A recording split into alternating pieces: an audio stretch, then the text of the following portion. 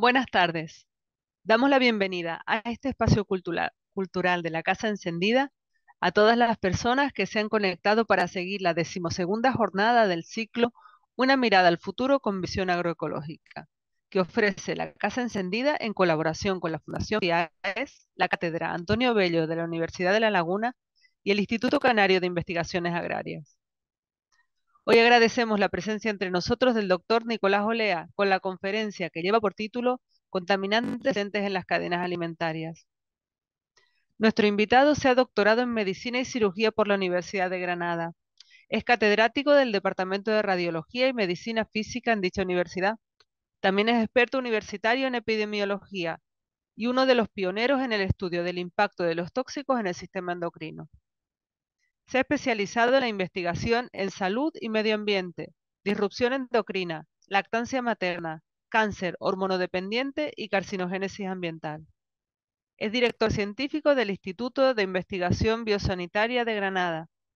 Ha participado en múltiples proyectos nacionales e internacionales de investigación, entre los que se pueden destacar el proyecto de implementación de un sistema integral de biomarcadores para la evaluación de la actividad hormonal, el proyecto Nuevas Estrategias en el Estudio de la Disrupción Endocrina en la Salud Reproductiva Masculina, el proyecto Efectos de la Exposición a Bisfenol A en la Salud y el Estudio Prospectivo Europeo sobre Nutrición y Cáncer. Es el autor del libro de divulgación Libérate de tóxicos, guía para evitar los disruptores endocrinos. En él se describen las cuestiones clave de los tóxicos que engañan a nuestras hormonas y ofrece las pautas para identificar los contaminantes químicos, entender cómo actúan y saber cómo evitarlos. Además de todo esto, el doctor Nicolás Olea es un incansable divulgador y queremos transmitirle nuestra gratitud por poder contar esta tarde con su presencia. Muchas gracias, doctor. Adelante. Muchísimas gracias, un placer estar con vosotros otro año más. Como hablábamos hace un minuto, ojalá algún día sean de nuevo las clases presenciales en la Casa Encendida y podernos verlos las caras, pero bueno, de todas maneras este sistema permite estar conectados desde muy lejos del lugar de realización. Como bien decías, el tema que vamos a hablar hoy es de exposición humana a contaminantes ambientales. Es distinto al de otros años, puesto que he incluido una información también sobre plásticos, y ya que la exposición a plásticos por vía alimentaria y ligada a la producción, al transporte, a la preparación de los alimentos es muy importante, pero todos los temas que tú has comentado, disrupción endocrina, efectos hormonales, cáncer de mama, trastornos en el desarrollo geniturinario y adelanto en la pubertad, todo eso lo vamos a tratar en relación con la exposición a compuestos químicos. Tengo, como es natural, una presentación en PowerPoint porque si no, no soy nadie, y si me permitís voy a ponerla. Se ve perfecto, muy bien. Pues el tema, como bien comentabas, es contaminantes presentes en las cadenas alimentarias y yo he añadido producción, distribución y preparación. Y aquí el reconocimiento al Think Tank Alimenta, al Instituto de Investigación Biosanitaria, a la Red de Infancia y Medio Ambiente, al CIBER, el Centro de Investigación Biomédica en Red de Epidemiología y Salud Pública, y al proyecto europeo que tú comentabas, Human Biomonitoring for You. El contenido de la presentación es, estamos en una nueva era y es la definición del antropoceno, donde hemos aprendido, gracias a algunas publicaciones de carácter internacional, que saludable y sostenible van de la mano. Ya no hay posibilidad de hablar de salud sin pensar en la sostenibilidad del sistema, y dentro de ello la producción agroalimentaria o la producción de alimentos es importantísimo. Europa dice basta, estamos hablando del año 2019, cuando se definen las bases del Pacto Verde Europeo. Las enfermedades comunes avanzan a pesar de todo lo que se ha progresado, y ahí hablamos de contaminantes hormonales, muy especialmente de la mujer en el punto de mira de los efectos de los contaminantes ambientales, la exposición a plásticos y cómo se construye la evidencia, donde traeré 3 casos al menos: cáncer de mama relacionado con pesticidas organoclorados persistentes y pubertad precoz relacionada con compuestos organofosforados, piretroide y carbamato, es decir, pesticidas no persistentes. Y por último, el principio de precaución. Hoy, Compañeros, hoy hablaremos del petróleo, ¿de acuerdo? Hay un denominador común a todas las charlas. Todo lo que voy a mencionar, por raros que parezcan los nombres, compuestos como el bisfenol A, el clorpirifos, el diacinón, todos son hijos del petróleo.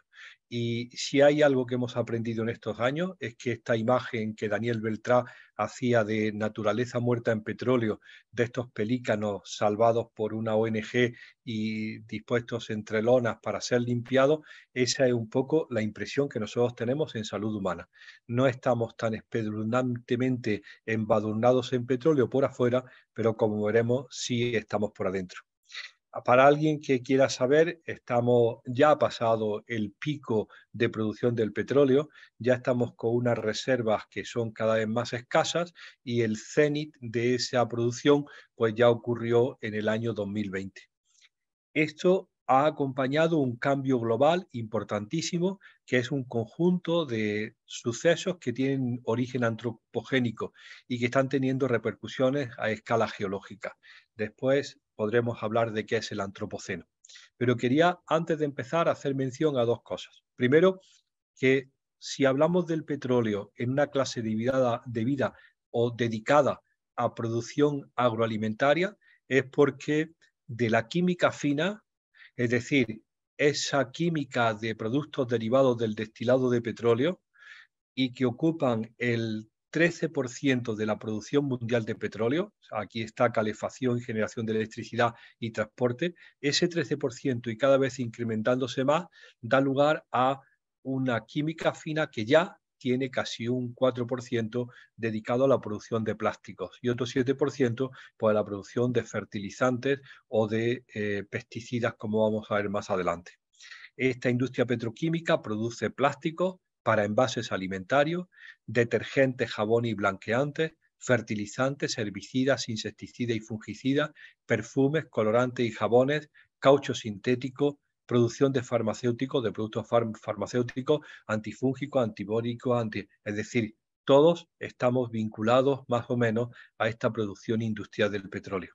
Pero quiero llamar la atención y por eso lo he incluido en esta versión de la conferencia de este año, que de las millones de toneladas que se producen anualmente de plástico, 146 millones de toneladas anuales van a embalaje, ¿de acuerdo? De las cuales 144 van a la basura. Es decir, el segundo ejemplo de uso del plástico, con 65 millones de toneladas, no van por el momento a la basura porque muchos de ellos son estructurales. Los textiles, casi la totalidad va de desecho, pero con esto quiero llamar la atención de que esta cantidad enorme de plástico dedicada al embalaje, entre ellos el embalaje alimentario, tiene una enorme repercusión ambiental. La producción de ese 4% del petróleo para plástico, pues mirad lo que representa. Yo que soy de esta quinta de los años 50, el petróleo en mi vida era una anécdota. Cuando yo nací era anecdótico. Recuerdo que en mi casa llegó la primera vez un impermeable de plástico que habían regalado a mi madre y me acuerdo que fue un desastre porque aquel año fue, como ocurre en Granada, un año de sequía y el plástico se pasó sin poderlo estrenar. Pero era mi colegio, mi clase, el suelo era de terrazo, las paredes eran alicatadas, los muebles eran de madera y las cortinas de lino. El colegio de cualquiera de vuestros hijos es de PVC rico en talatos, las paredes de resina epoxi, las cortinas de poliéster y las mesas de melamina. Es decir, derivada y fundamentada toda esa construcción inmobiliaria en el petróleo. Y las previsiones de ese crecimiento del plástico pues son, mirad, si estamos en 2030 en este punto, esto es lo que se prevé para los próximos años. Está claro que si mis gafas bifocales de policarbonato plástico valen 500 euros y yo fuera el dueño del pozo petrolero, preferiría hacer gafas de 500 euros a quemarlo a 78 euros el barril de petróleo, ¿de acuerdo? Es decir, que todo este cambio de usos de los combustibles fósiles pues tiene también ciertas explicaciones económicas. Hablaremos también de los pesticidas, y aunque esta diapositiva aparece más adelante, quiero presentarla ahora. Esto es las ventas de pesticidas en Europa, en miles de toneladas, 360.000, 370.000 toneladas, 370 millones de kilos anuales de pesticidas en el término más amplio. Y me dice siempre la autoridad, pero ves, Nicolás, esto es un descendente. Claramente se está produciendo una mejora en la reducción de las ventas, hasta que me enseña el matemático del departamento que sea atento al eje de ordenadas, y entonces me di cuenta que cuando el eje de ordenadas viene de cero, esa enorme y llamativa reducción del uso de pesticidas en Europa, pues no es tan llamativo, ¿no? Es ligera reducción. Y con el aumento en algunos casos, como este caso del glifosato. Bien, lo veremos después más adelante. La nueva era que llamamos el antropoceno, para mí fue una sorpresa.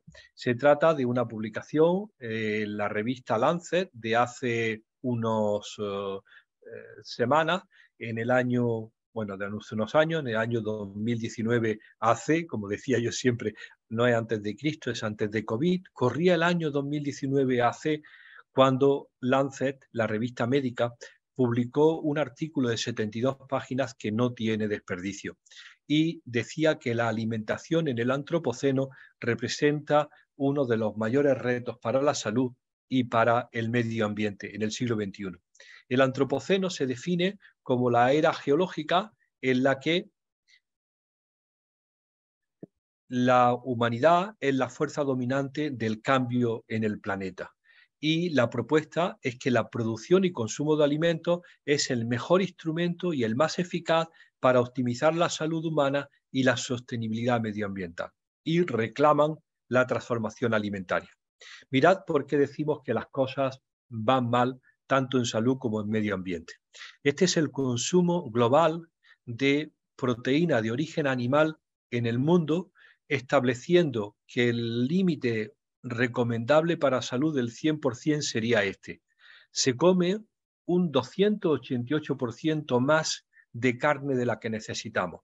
Si nos vamos a sociedades como la norteamericana, ese exceso de consumo de proteína de origen animal es un 638%, en detrimento de la dieta proporcional que sería adecuada de frutas, verduras, hortalizas y legumbres. Este exceso de consumo es malo, compañeros, para la salud humana y es pésimo para el medio ambiente, porque para producir esta cantidad de proteína animal se están utilizando unos recursos con los cuales no contamos. Sería más conveniente que los humanos tuvieran una dieta equilibrada a partir de legumbres, hortalizas, frutas, verduras y cereales, y que hubiera un menos consumo de la carne como elemento final en la dieta. Bien, si lo veis aquí, aquí están los diferentes globos del parte del globo. Europa está representada por esta segunda línea, Norteamérica por la línea rosada, y estos son los excesos de consumo cuando globalmente hay una disminución importante de lo que se debería consumir de legumbres, frutas o verduras. Y me refiero, y después si tenemos ocasión, hablaremos de estas cosas tan vistosas que están ocurriendo en España, como es la producción industrial de cerdo y la ganadería extensiva, ¿no? Con toda una parafernalia de defensa de la ganadería, cuando en realidad se confunde o tratan de confundirnos en la producción industrial de este cerdo, que han colocado a España en el mayor exportador de Europa de carne de cerdo, superando a Dinamarca y Alemania desde la COVID, y que tiene un enorme impacto ambiental. Es decir, estamos produciendo unos cerdos que no necesitamos, que superan nuestra necesidad de proteína de origen animal, que además se exportan mayoritariamente al extranjero, sobre todo a China, y que tienen un enorme impacto ambiental en España y en los países como sudamericanos, Argentina y Brasil, donde se produce el alimento para estos cerdos. Somos el verdadero criadero de una carne que no necesitamos. La transformación alimentaria es el amplio rango de medidas sin precedentes, adaptados por todos los sectores y a todos los niveles del sistema alimentario, que trata de normalizar dietas a partir de sistemas alimentarios sostenibles. Bien, progresando con el tema, le tengo que decir que también en ese año 2019 AC, Europa parecía que para septiembre, diciembre del año estaba muy, muy disgustada. El Parlamento Europeo le regañaba a la Comisión, que es el gobierno, diciéndole que había todos unos asuntos pendientes que deberían de implementarse. Y se elaboró un documento poco conocido en España, que es el Reto Verde Europeo, que se aprobó en el Parlamento el 15 de enero del año 2020 y tenía una esperanza o una perspectiva para revisión en el 2030 y establecimiento definitivo en el 2050.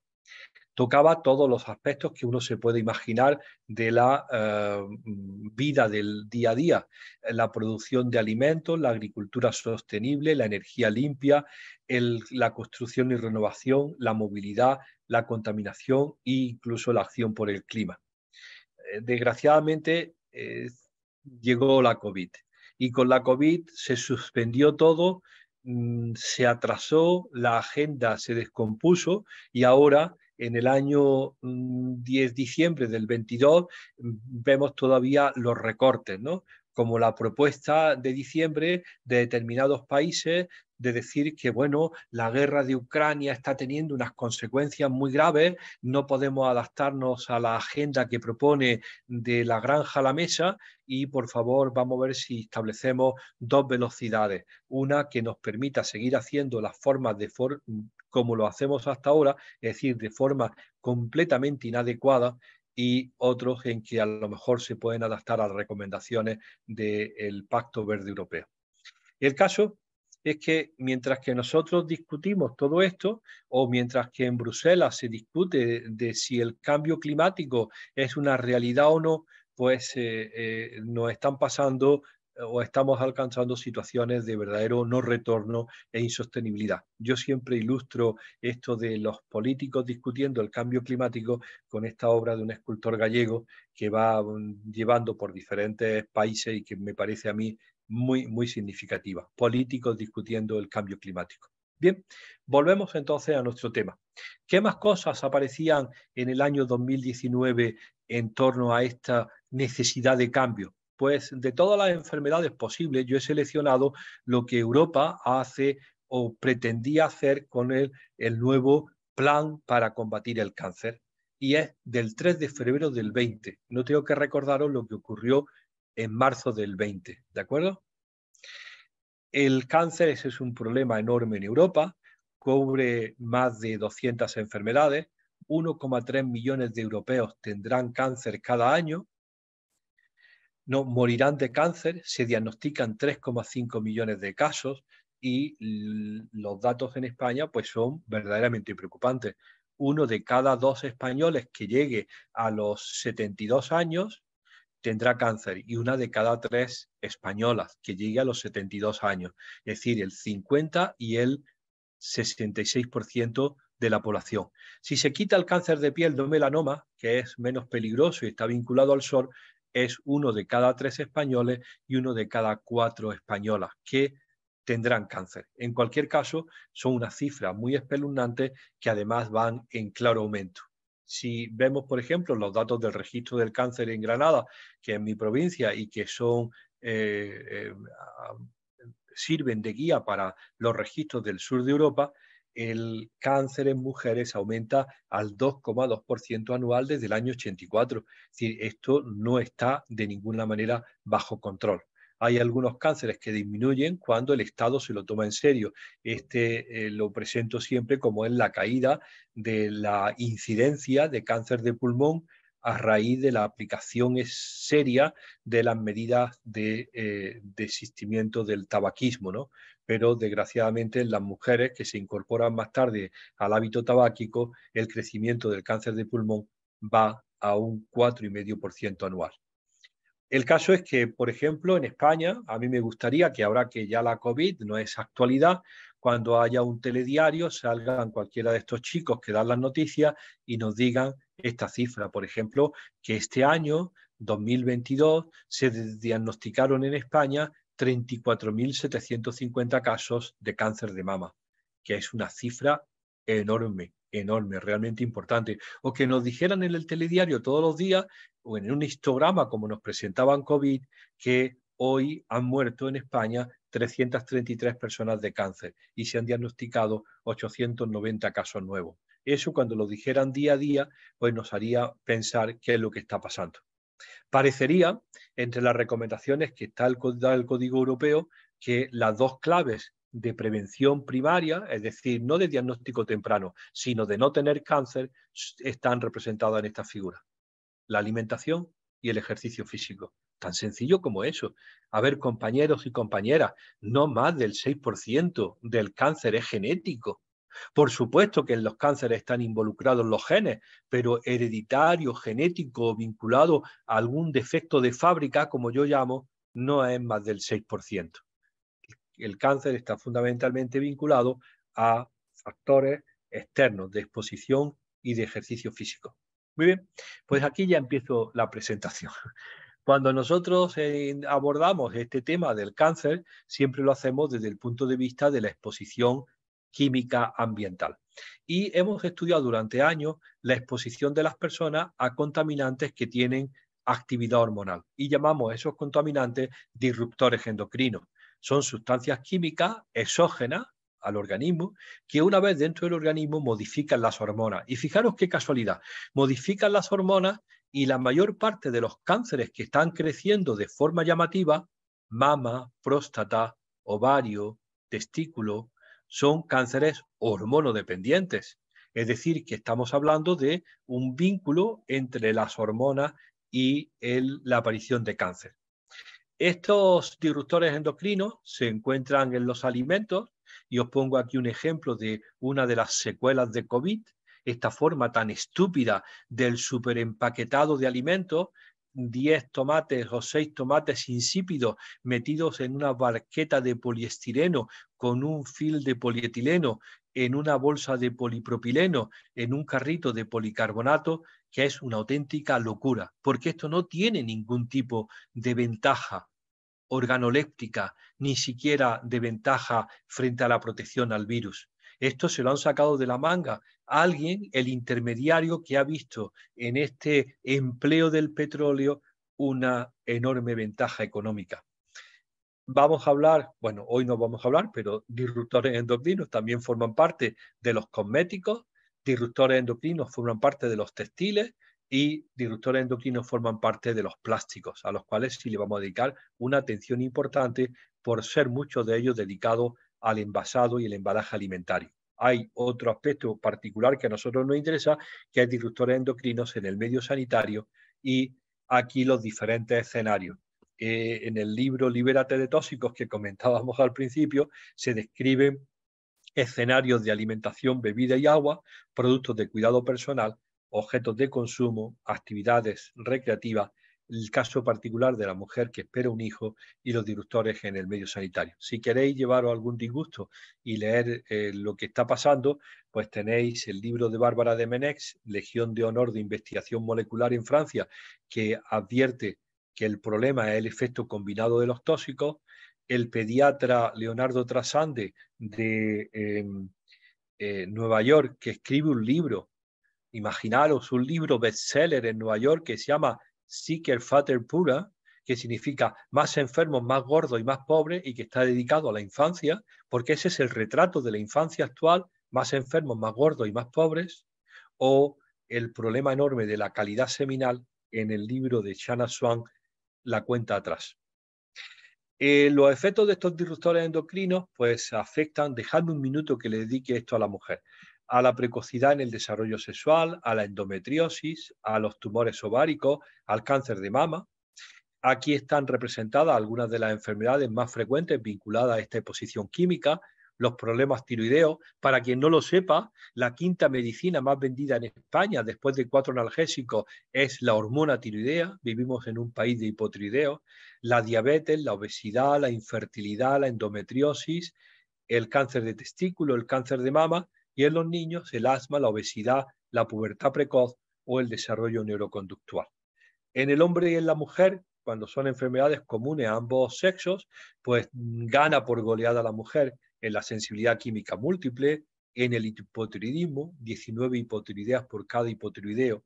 Es decir, que de alguna manera, por la fisiología particular de la mujer, por sus ciclos ováricos, por la ciclicidad hormonal, por lo que significa menarquia y menopausia, por el embarazo y la lactancia, ante igual exposición que el hombre, parecería que está a mayor riesgo de enfermedades hormonales.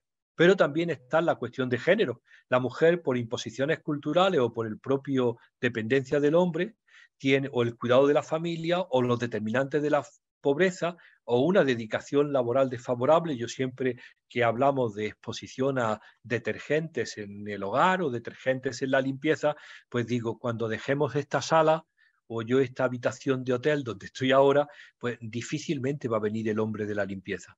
Aparecerá la mujer de la limpieza con un carrito con 7 productos que antes aparecía una calavera, ahora un pececito muerto y diciendo mucho cuidado porque son productos tóxicos. Estas atribuciones, comportamiento y valoraciones son determinantes de una mayor exposición de la mujer. Rara vez se ha considerado la mujer como blanco o objeto de estudio, porque, por ejemplo, en los ensayos clínicos las mujeres no son elegidas porque podría estar embarazada, ¿no? Y hay una falta dramática de información.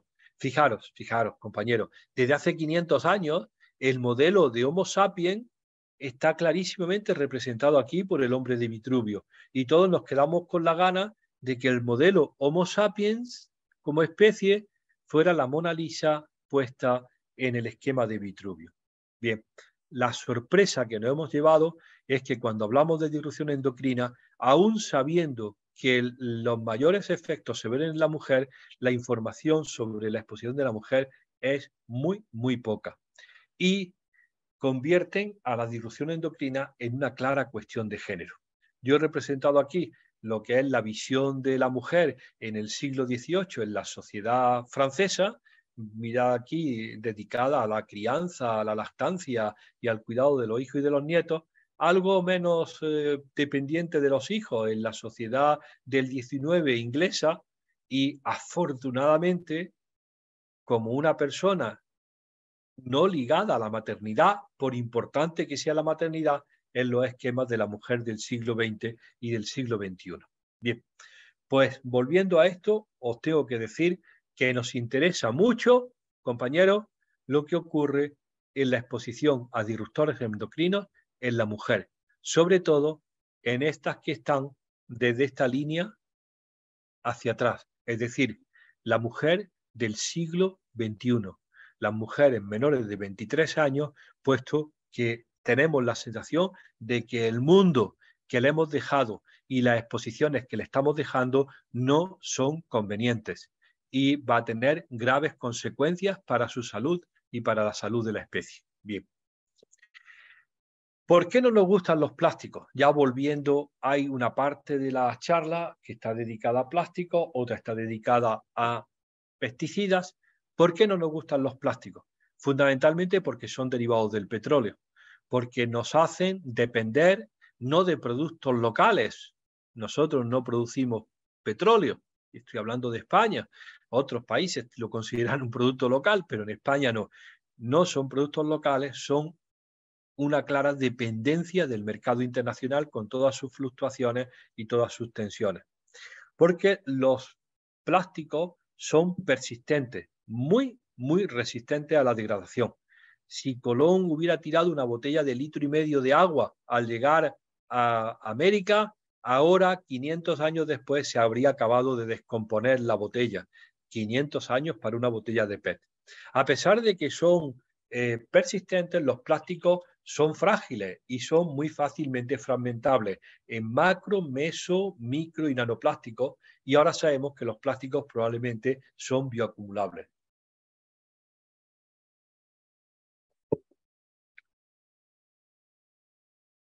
dicen o nos dicen que no está comprobado el riesgo de la exposición a plásticos y nos advierten que se necesitan más estudios. Os tengo que decir que siempre se necesitan más estudios, pero por supuesto que sabemos cuáles son los daños producidos por los plásticos, fundamentalmente por los monómeros que constituyen el polímero, por los aditivos, por los compuestos adheridos y por los gérmenes a los que vienen asociados.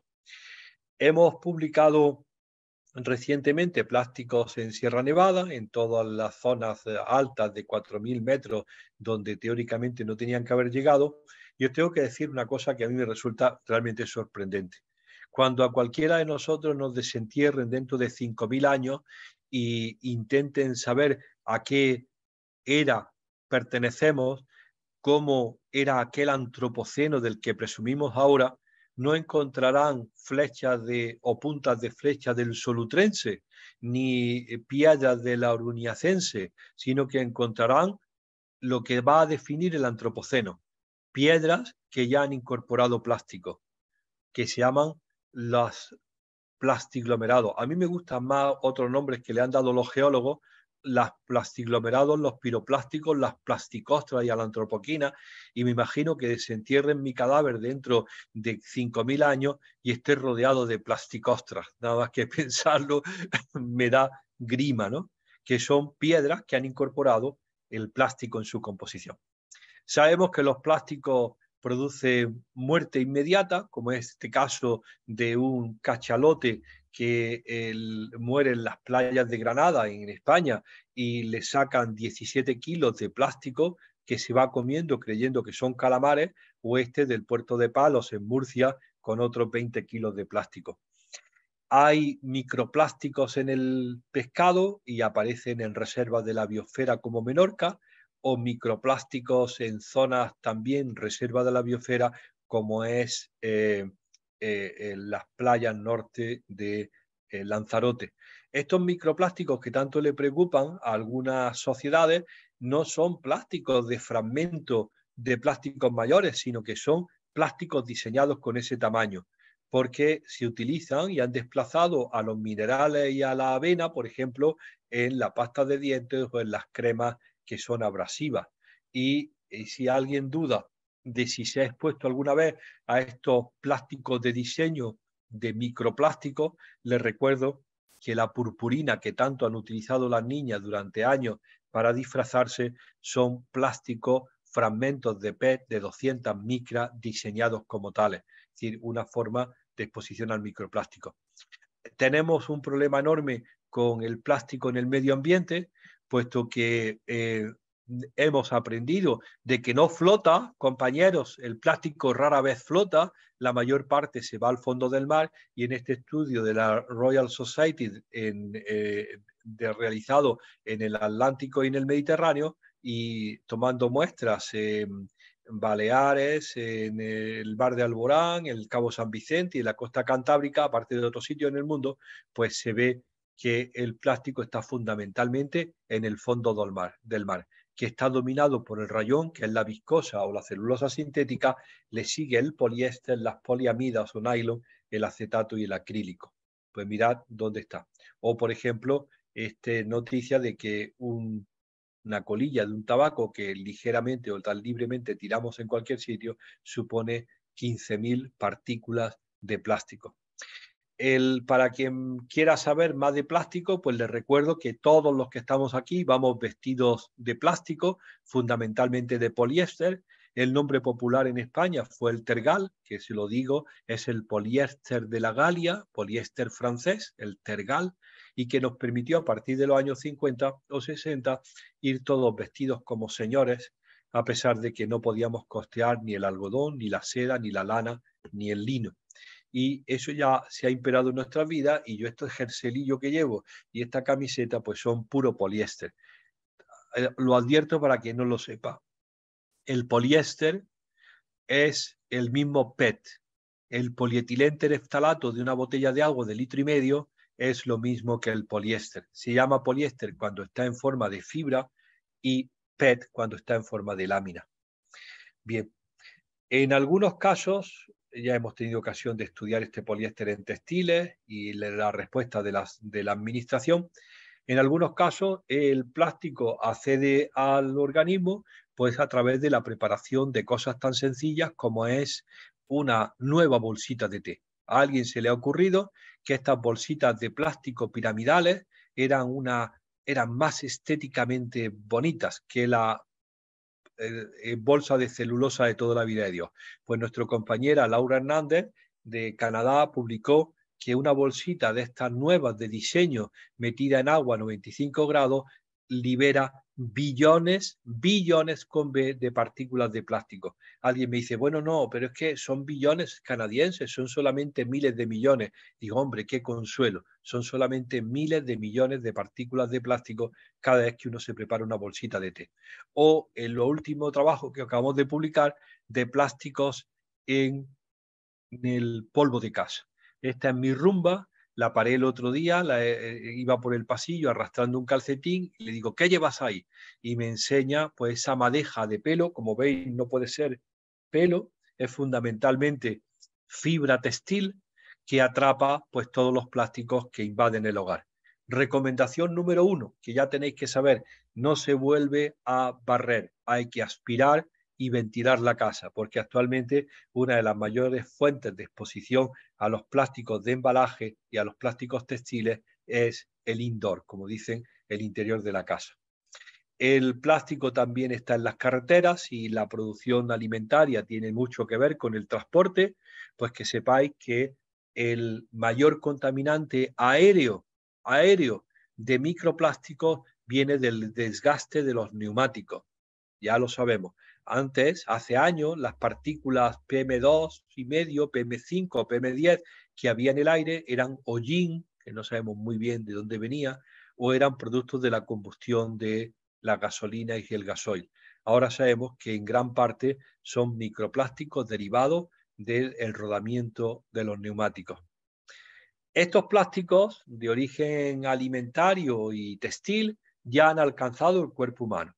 Están, para quien quiera ponerle música, acuérdese de Radio Futura cuando decía, dicen que tienes veneno en la piel porque estás hecha de plástico fino. Pues sí, tengo que confirmarlo. Estás hecha de plástico fino, porque hay plástico fino en tu placenta. Lo publicaron el año pasado los italianos y la llaman la plasticenta. Hay plástico fino en el cuerpo humano, en el colon, y esta es la primera publicación de bisfenol A en el colon. Y la presencia de plásticos contaminados por bacterias que entran en el tubo digestivo y que se llaman la plastisfera y que son capaces de modificar tu flora intestinal. Hay plásticos en las heces humanas de individuos tomados en 17 países alrededor del mundo. Hay plásticos en el tejido pulmonar y domina el polipropileno y el polietileno. Hay plásticos en la sangre del tamaño de una tarjeta de crédito y hay plásticos en la leche materna. Microplásticos y nanoplásticos. En la leche materna domina el polietileno y le sigue el PVC. Es decir, la exposición ya ha ocurrido. La consecuencia de esta pésima gestión de los plásticos ya la hemos visto. La presencia medioambiental, la contaminación del agua, el aire y los alimentos, la presencia en los seres vivos, la presencia en tejidos y fluidos humanos y, por supuesto, porque ya lo sabemos, los efectos adversos para la salud. Tengo solamente para acabar con este apartado que recordaros que, para poner dos ejemplos, que en la clasificación de reciclado no todo es reciclable. Una cosa es que pueda ser reciclado y otra cosa que sea reciclado porque tu planta de tratamiento tiene la tecnología adecuada. Por ejemplo, el 3, el PVC, es de muy difícil reciclado. El polipropileno es factible y el polistireno, la barqueta blanca donde están los 6 tomates, es muy difícil de reciclar. Y no digamos ya del policarbonato, que es casi imposible. Todo lo que el plástico y la basura que se genera, pues os pongo aquí algún ejemplo de elementos que rara vez son reciclados. Aquí hay polipropileno y poliestireno que no muchas ciudades españolas tienen capacidad de reciclar.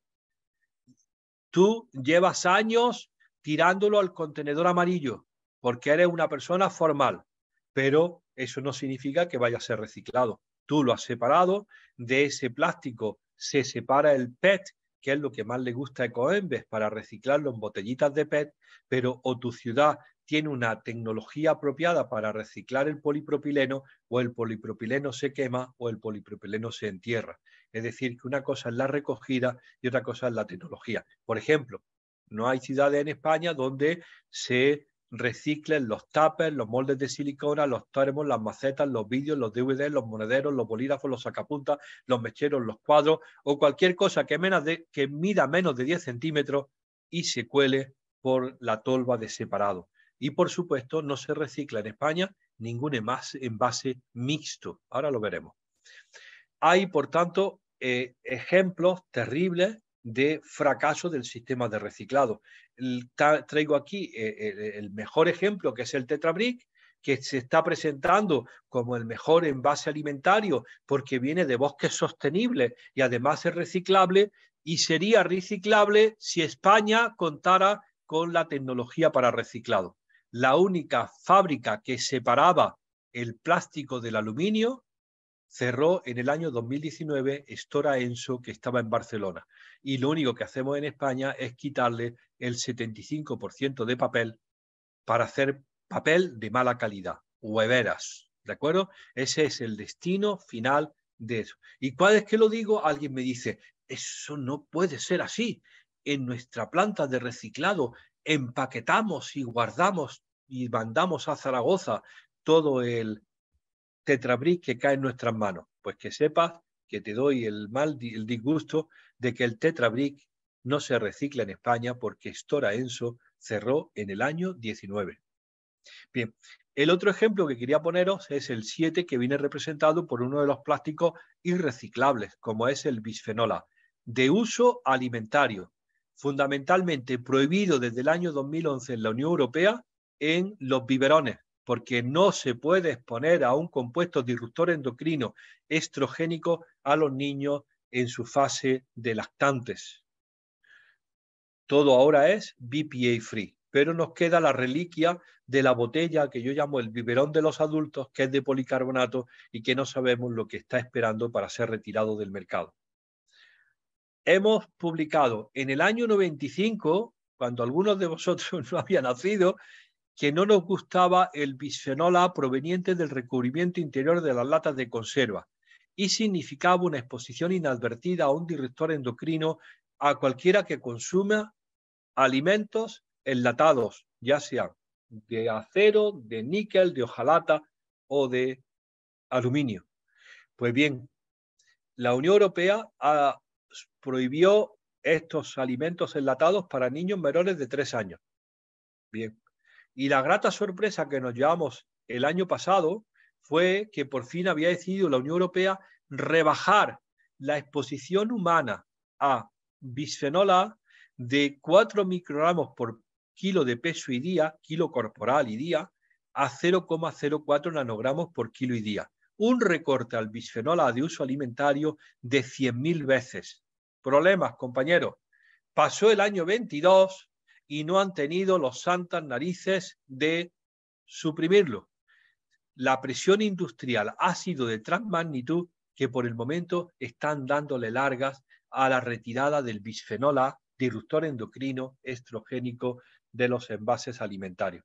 Y el gobierno español, por su cuenta, decidió el 31 de marzo del 22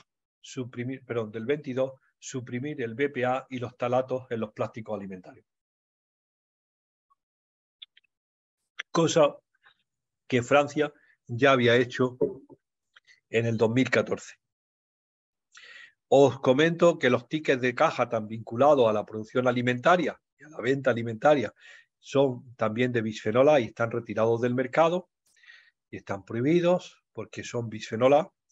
Y voy a hablar a partir de ahora de la segunda parte de cómo ocurre la exposición y cómo vinculamos la evidencia de la exposición a estos contaminantes derivados del petróleo con determinadas enfermedades. Y en primer lugar, quiero haceros el punto más antiguo históricamente en nuestros estudios, que es la exposición de la mujer y los pesticidas persistentes. Mirad, cáncer de mama aumenta en España por lo menos en Granada, donde hay registro formal desde el año 84, a un índice del 2,4% anual. Y la hipótesis de cáncer de mama en los años 90 era que probablemente estaba vinculado esa epidemia del cáncer de mama a el uso de pesticidas orgánicos persistentes, todos prohibidos en la actualidad, en el campo. Había un libro que muchos de vosotros conocéis, La primavera silenciosa, de Rachel Carson, que hablaba de una primavera sin pájaros y sin aves, porque habían muerto por el que no había alimentos, no había insectos en el campo. Y en los años 80, 90 se manejaba la hipótesis de que la cosecha tardía de esa primavera silenciosa bien pudiera ser la epidemia de cáncer de mama. Pues bien, como en otros casos nos interesamos que qué pasaba en la exposición laboral de forma masiva a estos pesticidas antiguos. Pues os tengo que decir que sabemos desde hace años que los agricultores españoles tienen mayor riesgo de morir de tumores cerebrales, cáncer gástrico, leucemia, linfoma no Hodgkin, próstata y testículo que el resto de la población trabajadora, indicando que algo ocurrirá en su actividad laboral o en su actividad profesional para que tengan más cáncer gástrico. En algunos casos es clara esta exposición. Yo siempre pongo de ejemplo en la agricultura intensiva, en estas fotos de las 23.000 hectáreas de invernadero de Almería, en donde esto es como un experimento controlado. Decía hace años, cuando hacíamos estos estudios, hace ahora 21 años, que 70.000 agricultores entran en 27.000 hectáreas. Es como tener un estudio de ratitas metidas en una caja. Muy bien. Nosotros hemos investigado eso y os tengo que decir que, por ejemplo, la distribución y la mortalidad por cáncer en España no es democrática. En este mapa os presento la incidencia de cáncer gástrico, cáncer de estómago, un cáncer típico de agricultores en la península, bueno, en España. Pues veis que hay rojo más que la media, que es el amarillo, y verde menos que la media nacional. Y esto da, como son estudios ecológicos, cierta orientación a cuál podría ser la hipótesis. Pues bien, aquí se maneja que si la presencia de arsénico como contaminante natural en el agua o el consumo de ahumados. En estas zonas de España se consumen ahumados porque los embutidos se suelen pasar por el humo de las chimeneas. Bien, estos estudios son muy interesantes, están a vuestra disposición y hablan de la distribución geográfica de las diferentes enfermedades. Os lo recomiendo porque están evaluados con el curso del tiempo y separados para hombres y mujeres para ver cómo es la tendencia y qué está pasando, y nos dan una inspiración que es la primera lección que hay que aprender. Compañeros, en términos de predicción de enfermedad, el código postal parece ser más importante que el código genético. Nos están insistiendo en el peso de la genética para identificar la susceptibilidad al cáncer, y os tengo que decir que el código postal acierta más que el código genético. Y si baja uno del código postal a lo que se llama el censo o el censo electoral, entonces sí que se encuentran cuáles son los riesgos locales para exposición, porque es afinar aún más. Bien, prosiguiendo con nuestro interés en cáncer de mama, no sé si habéis leído en la diapositiva anterior que el problema de los datos de mortalidad por cáncer o incidencia por cáncer en agricultores rara vez considera a la agricultora, ¿de acuerdo? De nuevo, el olvido de cuál es la actividad laboral o la actividad no laboral o la actividad parcial de la mujer en las tareas del campo.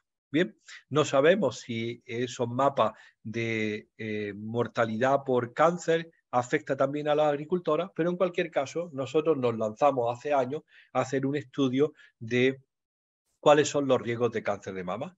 Y aquí, en estas piezas del puzzle, nosotros estamos interesados en la exposición química a contaminantes ambientales. Bien, mirad, reclutamos un número importante de mujeres con cáncer de mama y un número equivalente de mujeres sin cáncer de mama. Y medimos lo que había en el tejido mamario. Y os tengo que dar la mala noticia. las mujeres con cáncer de mama y sin cáncer de mama tienen de media 17 pesticidas organoclorados, 38 bifenilos policlorados, 10 PCB hidrosilados, 15 dioxina, 8 bifenilos. Esto es, en trabajos publicados desde el 2004 al 2018, lo que tenemos dentro del cuerpo. Y difícilmente se distingue los enfermos de cáncer de los que no tienen cáncer. Pero sí lo distingue, y esto es muy importante que lo entendáis, el efecto combinado de todos ellos. Es decir, los compuestos individuales no nos dicen nada, pero el efecto combinado es crítico. Mirad, el efecto combinado, el cóctel, es lo que determina el riesgo. Y desafortunadamente, la evaluación del riesgo en Europa, y es la más avanzada del mundo mundial, se hace para compuestos individuales, sin tener en consideración que estamos sometidos a un cóctel complejo. La evaluación del riesgo de la toxicidad de un compuesto, cuando una multinacional va a patentarla o va a presentarla en el mercado, exige una cantidad así de informes sobre su efecto biológico, su efecto tóxico. Bien, se hace para ese compuesto individual y no tiene en consideración que esa misma casa comercial colocó 10 compuestos el año pasado o va a colocar 20 el año que viene. Y ni siquiera se hace la evaluación del efecto combinado que hay, los 7 tomates que tiene un tomate de producción industrial. Bien, entonces medimos en este estudio de cáncer de mama, de casos y controles, ordenamos los riesgos, aquí está la estimación de esos riesgos, cada uno de esos numeritos significa un mayor riesgo de padecer la enfermedad y mirad lo que ocurre. El mayor riesgo de cáncer de mama en la provincia de Granada es tener estudios universitarios. Dice, Dios mío, yo pensando que iban a ser las agricultoras las que tenían mayor riesgo. Y estos estudios universitarios se refieren a que la mujer con estudios universitarios ha renunciado o se ha visto forzada a renunciar a los factores de riesgo o los factores de protección en cáncer de mama. Son factores de protección en cáncer de mama tener la primera regla antes de los 19 años, tener más de 5 hijos y acumular 34 meses de lactancia. Como veis, eso no es un patrón que la sociedad le permita a una mujer que va a la universidad y quiere ser profesionalmente competitiva. Bien, no obstante, tengo que deciros que el riesgo del efecto cóctel se ve claramente en nuestro estudio como uno de los riesgos prevenibles más importantes. Y lo mejor de todo es que tenemos una explicación. Cuando uno piensa cuál es el factor de protección de la paridad temprana, la multiparidad y la lactancia prolongada, leen los libros de texto explicaciones que no son convincentes. Y nosotros tenemos una explicación que nos parece muy convincente. A ver, compañeras, antes te quitas la mierda de encima, mejor para ti. Antes te limpies de compuestos acumulados en tu tejido mamario, estos, mejor para ti. Inmediatamente dice el becario, pero se lo pasas al hijo. El primogénito, y yo soy el quinto, el primogénito se traga el 65% de los compuestos bioacumulados que tiene la madre. Por eso, la gran tragedia y lo que queremos presentar aquí, y por favor, todas las chicas y todas las mujeres que estoy escuchando, tenéis que decir basta. No se trata solamente de vuestra susceptibilidad personal por la hormona a los problemas ambientales, es que además transmitís esa exposición a la descendencia. Yo siempre pienso que si los hombres tuvieran los niños y las mujeres tuvieran las niñas, esto ya se habría resuelto hace años, pero desafortunadamente es una tarea que está encargada solo a las mujeres. Bien, en cualquier caso, vamos a seguir con nuestro estudio en cáncer de mama y os tengo que decir que uno de los surfactantes más conocidos, es decir, aditivo de los pesticidas que ayuda a que moje el tejido, es el alquilfenol polietoxilado, el APEO. El alquilfenol polietosilado se utiliza como detergente industrial, como detergente doméstico y se utiliza también en la agricultura. Y en este ciclo del desecho doméstico y la vuelta a la casa, las personas resultan expuestas. Nosotros describimos en el año 2008 que las mujeres granadinas tenían dentro de su tejido adiposo este alquilfenol polietosilado. Pues mirad lo más interesante. En el año 2019 se publicó en un grupo español que la exposición al alquilfenol polietosilado se relaciona con el riesgo de cáncer de mama. Y esto es lo que quiero enseñar. En el año 88 describimos por primera vez la estrogenicidad del surfactante nonilfenol.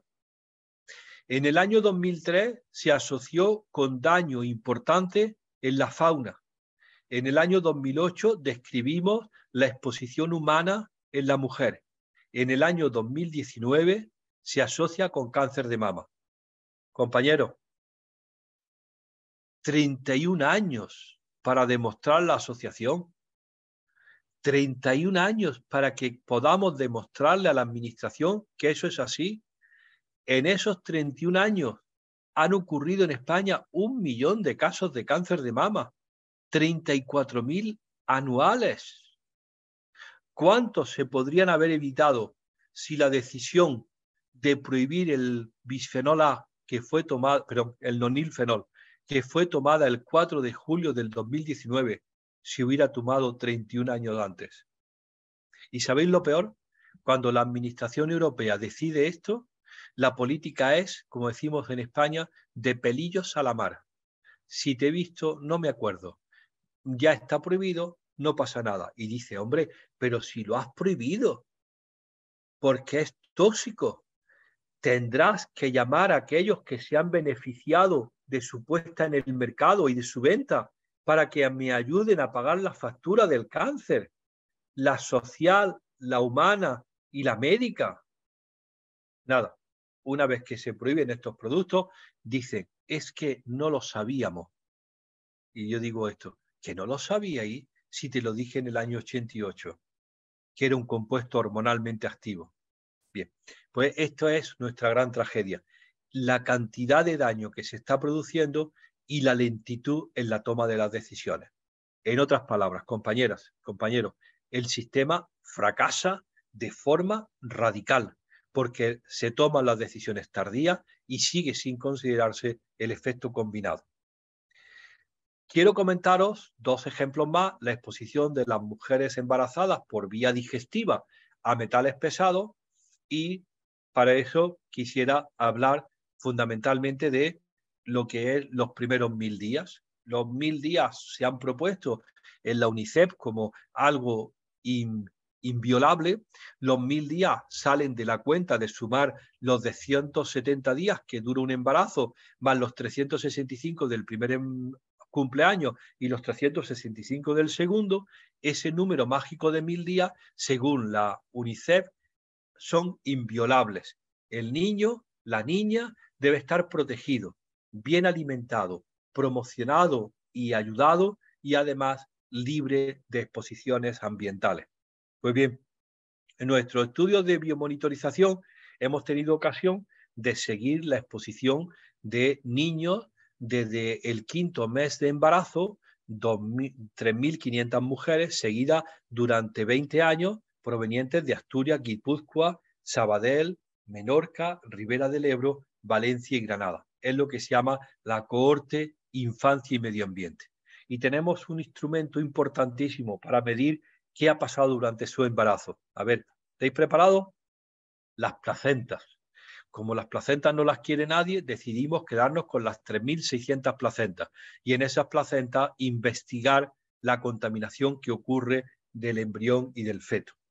Y sabemos que en las placentas hay metales pesados, en la placenta hay cadmio, hay cromo, hay manganeso, hay mercurio, y sabemos que la mayor fuente de exposición actual al mercurio es el consumo de pescado.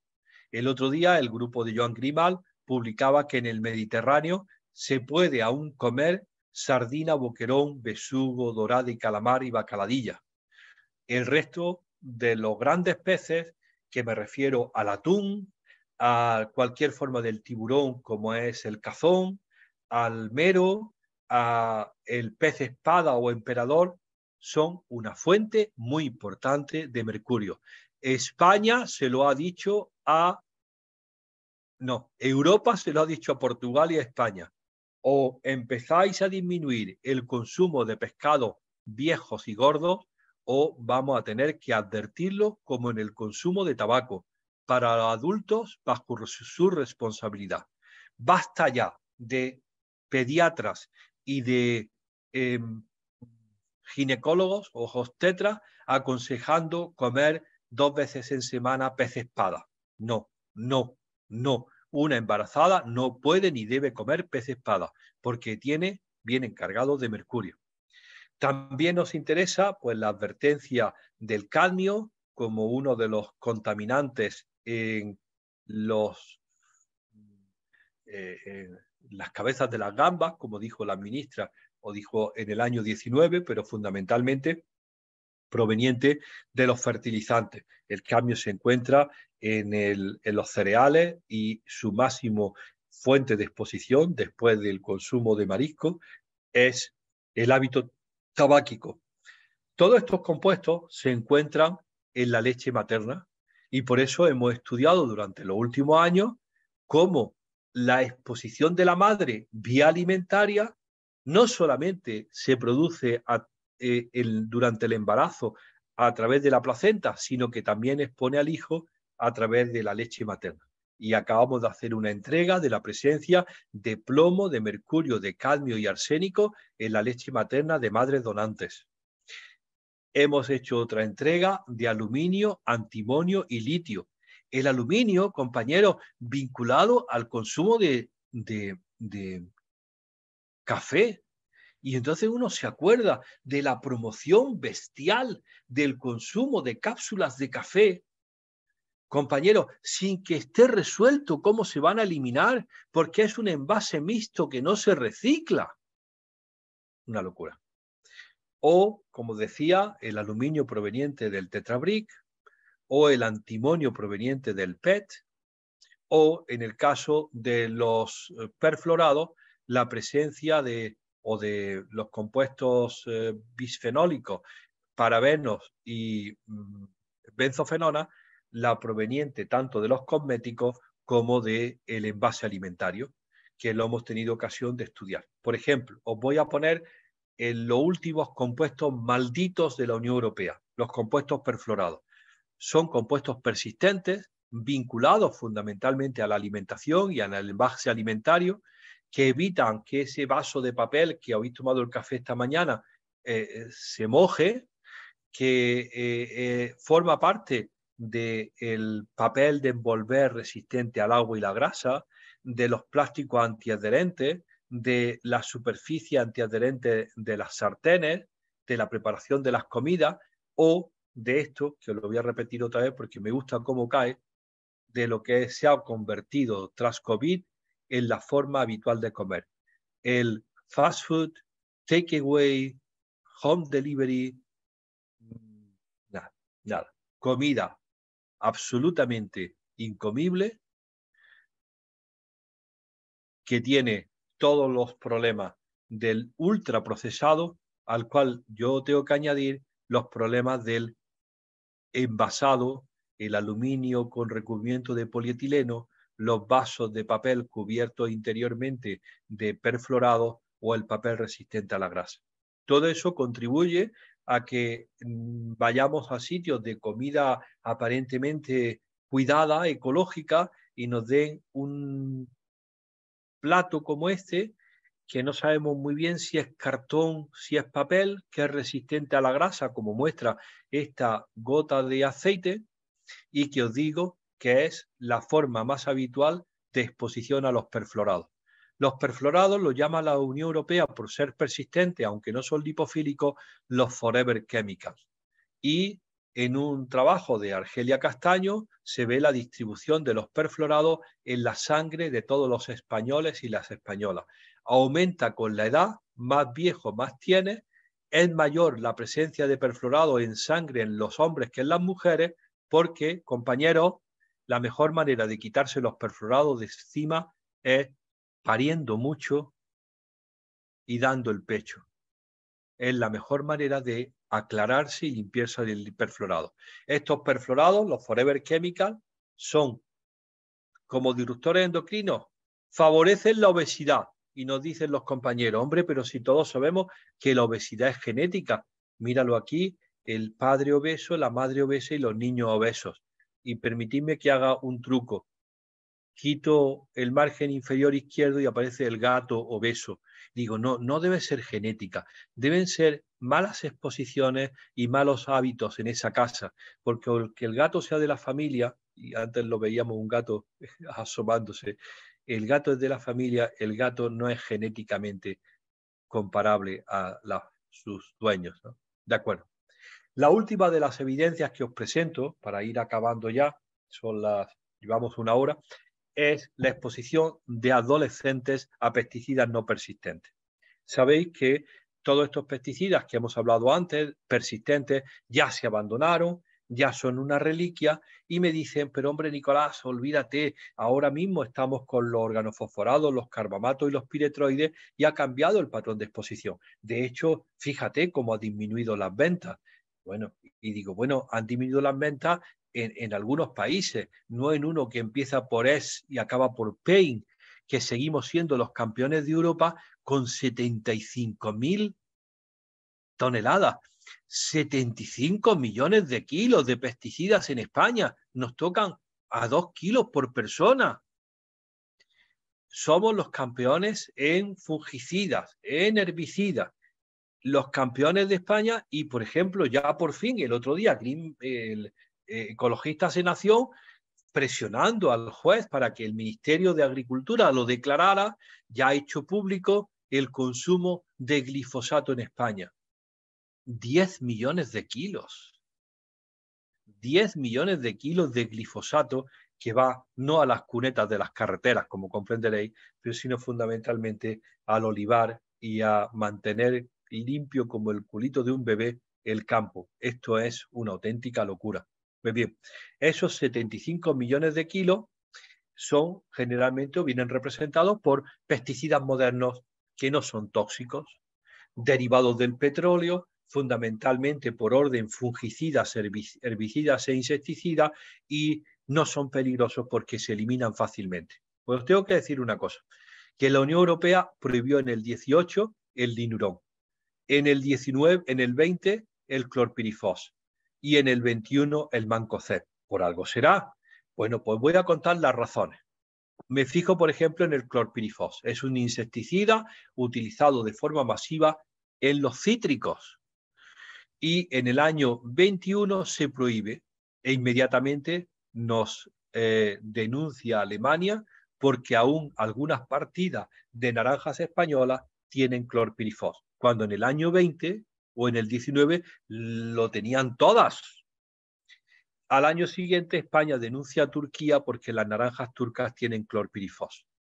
El clorpirifos lo asocio yo aquí al agua de naranja, al agua de Valencia, y el clorpirifos forma parte de uno de los pesticidas más abundantes. Dice, pero bueno, como son de fácil eliminación, dice la administración, esto no es un problema. Pues mire, utilizando la Cohorte de Infancia y Medio Ambiente, INMA, entre el año 2012 y 2019 medimos la presencia de estos compuestos no persistentes en la orina de niños y niñas de 8 a 10 años.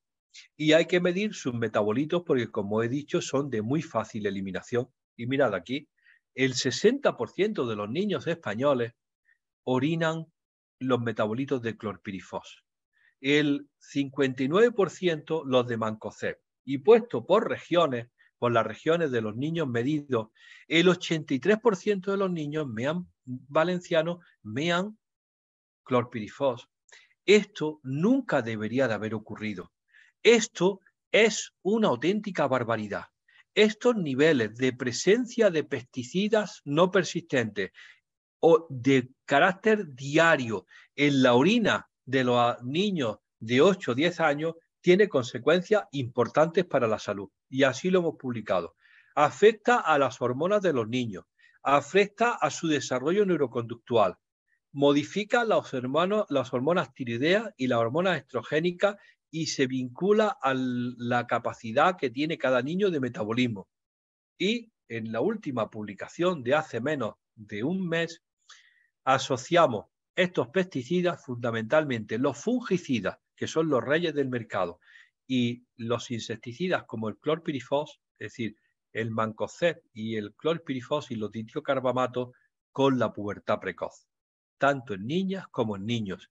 Cuando alguno de vosotros ha tenido una hija con 7 o 8 años con desarrollo mamario, está preocupadísimo y corre al pediatra a ver qué está pasando. Y el pediatra dice, pues sí, lo vemos cada vez más frecuente, pero esto no sabemos bien de qué será. ¿Será el pollo estrogénico? No, no, cariño, no es el pollo estrogénico.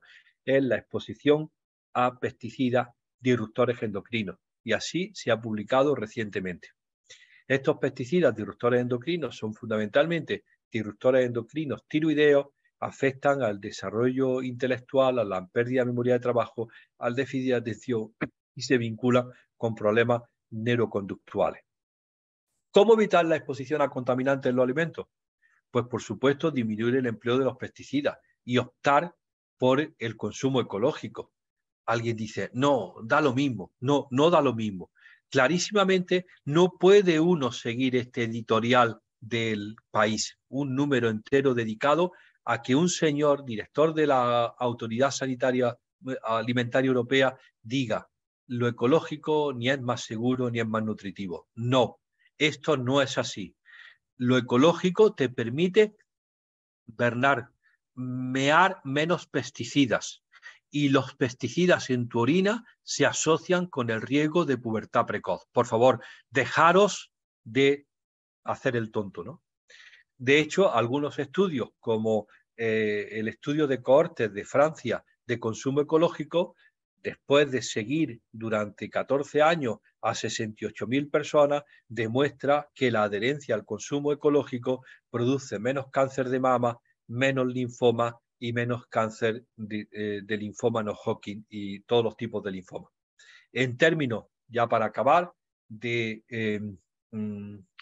práctica médica, es necesario conocer el principio de precaución, que dice que cuando una actividad se plantea como una amenaza para la salud del medio ambiente, deben tomarse medidas precautorias a pesar de que algunas relaciones de causalidad no se hayan establecido en su totalidad. Actuar con cautela ante lo desconocido. Exigir que el proponente de cualquier producto nuevo demuestre la inocuidad, no que nosotros tengamos que demostrar el daño 31 años más tarde. Que el proceso de la decisión sea abierto, informativo y democrático, no vinculado a intereses comerciales, y considerar siempre un amplio rango de alternativas. Yo siempre acabo con esta foto de una carretera en Almería, que me invitaron en Almerimar y me dicen, ten mucho cuidado que hay un stop muy peligroso. Hay un cambio de rasante, me bajé del coche y saqué la foto. Pone stop a 150 metros. Y claro que hay un stop muy peligroso, por aquí pasa la carretera nacional y los trailers con 30.000 kilos de fruta. Cuando vas a 50 o a 60 se te cala el coche, pero no puedes reducir con la cercanía que están las señales. Pero tiene la clave, compañero, de lo que quería transmitir en el mensaje. Hay que anticiparse a las situaciones de daño, de alto riesgo. La clave del mensaje del principio de precaución es el que hay que anticiparse. Hay que actuar con cautela, fundamentalmente cuando lo que se está preservando es un bien muy importante, como es la salud materno-infantil. Conclusiones. El consumo de alimentos de producción convencional entraña riesgos graves para la salud. Claro. El proceso de que no os vuelvan a decir que no está aprobado, que no hemos gastado el dinero de los contribuyentes, de dinero público competitivo, que lo habéis pagado contra vuestros impuestos 42 años de paper, que llevamos 325 publicaciones. El proceso de evaluación de los efectos adversos no es correcto, ya que no tiene en consideración el efecto combinado, la susceptibilidad de la mujer y del niño y los efectos transgeneracionales y crónicos. La evidencia epidemiológica y clínica es más que suficiente para tomar medidas preventivas y la clínica debe incorporar la hipótesis ambiental en la etiología y patogenia de las enfermedades comunes. Y os tengo una propuesta, que estas ya son las propuestas locas, ¿no? El precio de los alimentos convencionales debería considerar las externalidades y tener una partida, incluir una partida para el gasto médico por el daño causado. Verás cómo entonces comer ecológico te salía barato. Gracias por vuestra atención. Muchas gracias, profesor. Siempre, siempre tan impactante, ¿no? Aunque para los que lo hemos oído varias veces también Ya siempre te lo hay cosas sabes. nuevas. No, no puedo, no puedo aprendérmelo todo tan rápido y siempre hay cosas nuevas y cosas, información que no se entiende la primera vez, la verdad. Por lo menos en mi caso, y creo que a los alumnos y los participantes en la conferencia les puede pasar lo mismo. Muy bien. Pues a vuestra disposición para lo que queráis. Les voy leyendo algunas de las preguntas que han surgido a lo largo de la intervención. Fidel nos dice, ¿cómo podría revertir toda esta información a la humanidad? Es decir, ¿cómo podemos organizarnos para poder revertir esta evidencia? Pues de dos maneras. Una, con la actuación política, que es la más importante, darnos cuenta que la actuación política en España no vale nada, que lo que hay que hacer es actuar en Bruselas, porque es donde se está decidiendo en el Parlamento Europeo nuestro día a día, que después se traslada a órdenes nacionales o a leyes nacionales, como dicen ellos, se transpone, pero en el punto de vista, eso es la acción política y social. Y el punto de vista personal, ordenar todas estas posibilidades de exposición y elegir, pues ir poco a poco incorporando en tu vida pues hábitos más saludables. En alimentación nosotros lo tenemos claro. Come de cercanía, come de temporada, come no procesado, evita el ultraprocesado y el exceso del empaquetado, come productos frescos y fundamentalmente una cosa, compañero, paga el precio justo por tu comida. Está claro, no puedes ir escatimando en la calidad de la comida y después dejarte el 50% del salario en telefonía móvil, ¿no? Es decir, hay que empezar a pagar al agricultor el precio que valen realmente la comida y las cosas, para que él pueda cultivar con la garantía que tú quieres, ¿no? Eso en alimentación. Sí. Sí. Michela dice, ¿el aluminio que también es debido al uso de cafeteras italianas de aluminio? Pues todo contará. El cafetera italiana probablemente tenga un desgaste mínimo. Lo que tenemos es una utilización masiva de aluminio en envases que la mayor parte no se reciclan. Las cápsulas de café no se reciclan. Como resultan ser un envase mixto porque tienen el interior de café, pues acaban o triturándose y enterrándose o quemándose. Y mirad, compañeros, yo no soy ingeniero, pero cuando uno quema en una incineradora aluminio, no obtiene CO2 y agua, obtiene aluminio tostado. ¿Lo entendéis? No se descompone. Ah, es que aquí no sale nada más que CO2 agua. No, no. Si quemas un metal, obtienes ese metal tostado. Es decir, no hay transmutación de la materia. Y habrá que ver todas esas toneladas de aluminio donde están acabando. De hecho, el leche materna es el contaminante más habitual y el que alcanza mayor concentraciones, hasta 1000 veces más que el resto de los contaminantes. Mira, quiere compartir una reflexión con todos. Dice, Sí, esto no por es una favor. pregunta, es un comentario que quiero compartir. Mi madre murió el año pasado de un cáncer llamado mieloma múltiple. Los médicos dicen que no saben por qué surge este cáncer, pero investigando he encontrado referencias científicas que lo relacionaban con ciertos productos de limpieza que son de uso doméstico. Por este motivo empecé a indagar sobre estos productos y me he dado cuenta de que es una barbaridad. Voy diciendo a la gente en la guardería o colegio en el colegio de mis hijas que por favor hay que cambiar el modo y productos de limpieza que son tóxicos. Pero por desgracia la gente piensa que eres una loca Soy ingeniera agrónoma y una de mis actividades laborales tiene que ver con la divulgación de conocimiento, sobre todo nutrición y agricultura urbana. Estos temas me parecen tan importantes y de forma personal me siento tan afectada, me da mucha lástima que no haya más información. También creo que la gente no quiere saber. Absolutamente. La última reflexión es clarísima.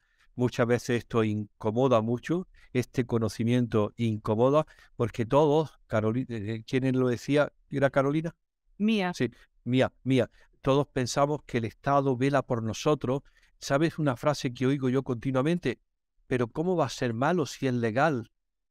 Y le digo, a ver, muchacha, mía, el Estado español tiene repartido por toda la geografía nacional locales comerciales con la bandera de España que se llaman expendedurías de tabaco o estancos, donde vende tabaco, que es el mayor tóxico conocido como causa de cáncer de pulmón y cáncer de laringe.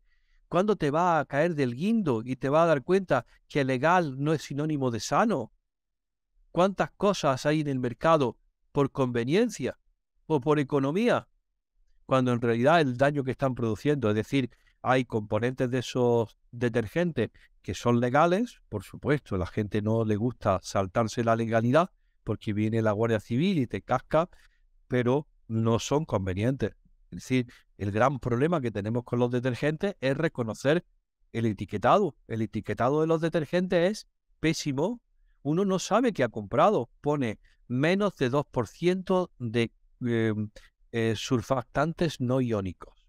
Y dice, Dios mío, ¿qué será esto?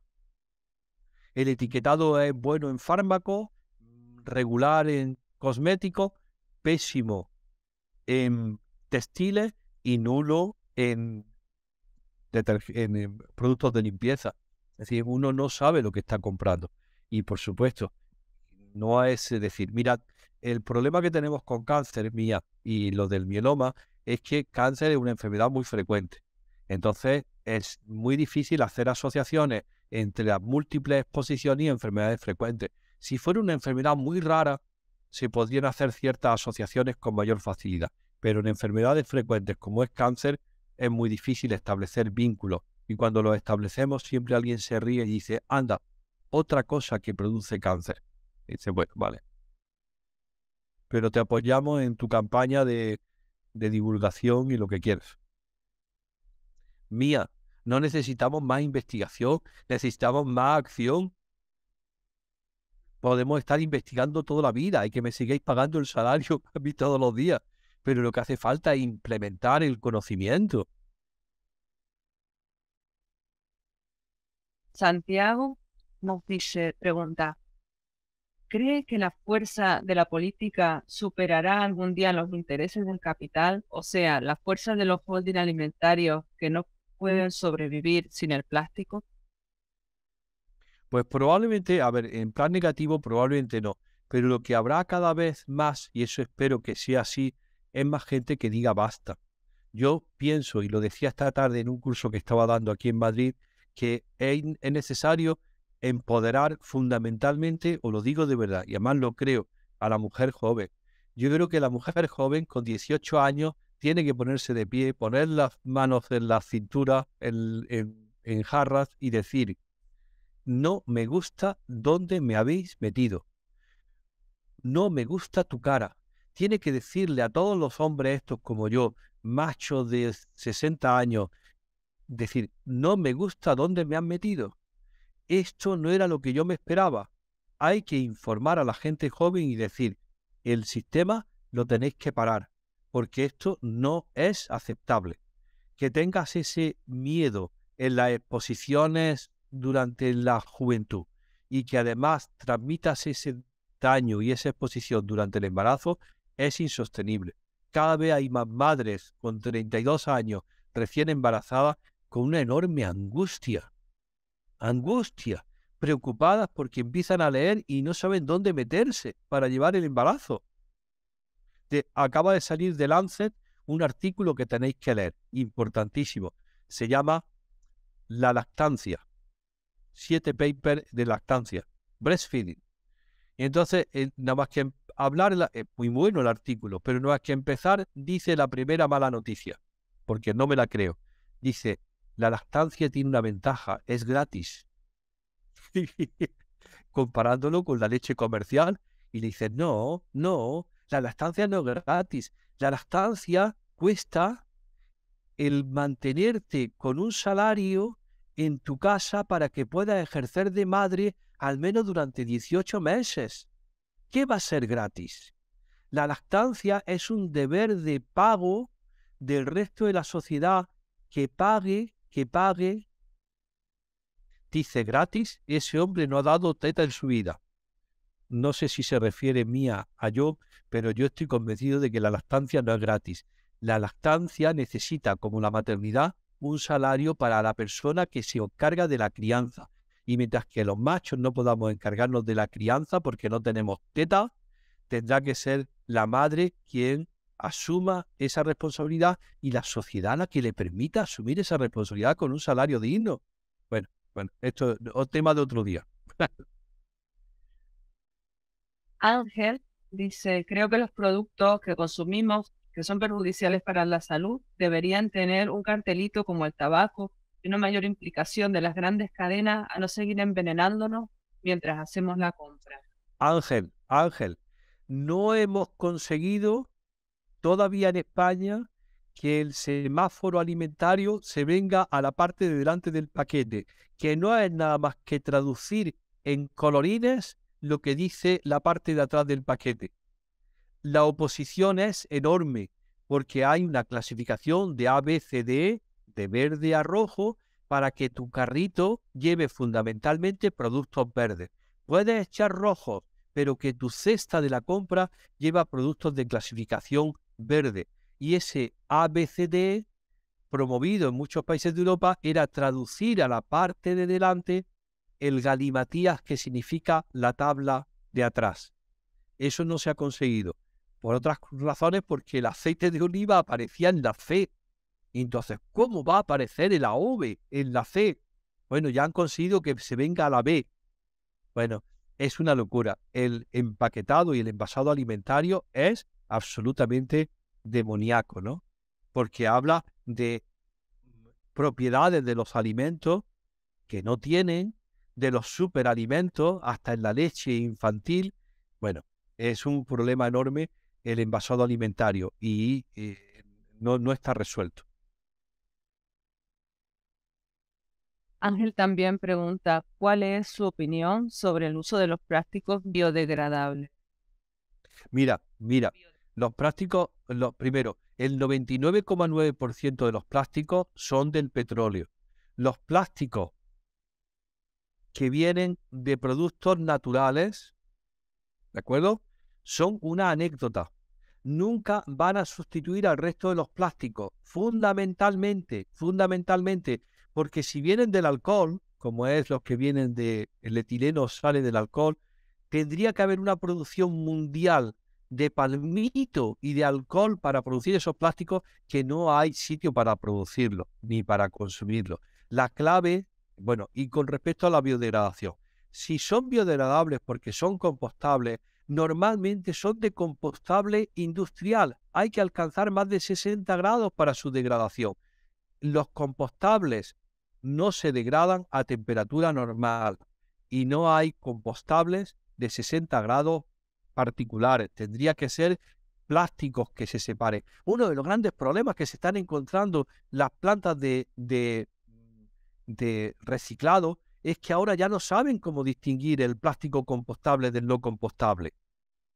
Y es una locura que se meta el compostable con el no compostable. Es decir, la clave del plástico no es su reciclado, Ángel. La clave es la disminución y la reutilización de los envases. La clave no es reciclar en general. La clave es reducir y reutilizar. Y me refiero a reutilizar el textil o reutilizar el vidrio y reducir el consumo de plástico. La clave no es el reciclado. Eso es un juguete para los ingenieros. La clave es la reducción en el consumo y la reutilización de aquellos materiales inertes que son reutilizables como el vidrio o cualquier otro material. Hay dos preguntas, las voy a leer seguidas, también tiene que ver un poco con el reciclaje. ¿Sabe si se está estudiando alguna alternativa para acabar con el monopolio de Coembes en España o algún modelo en otro país que sea referencia? Y En otro país, sí, sí, sí. El problema es la pésima gestión. El sistema español ha fracasado. En otras palabras, ¿quién lo decía? ¿Ángel? No. Elisa, Elisa, uno no debe dejar a las ovejas al cuidado del lobo, porque está en su naturaleza comerse a las ovejas, ¿de acuerdo? Uno no puede nunca dejar a la oveja al cuidado del lobo. Esa es la mejor respuesta.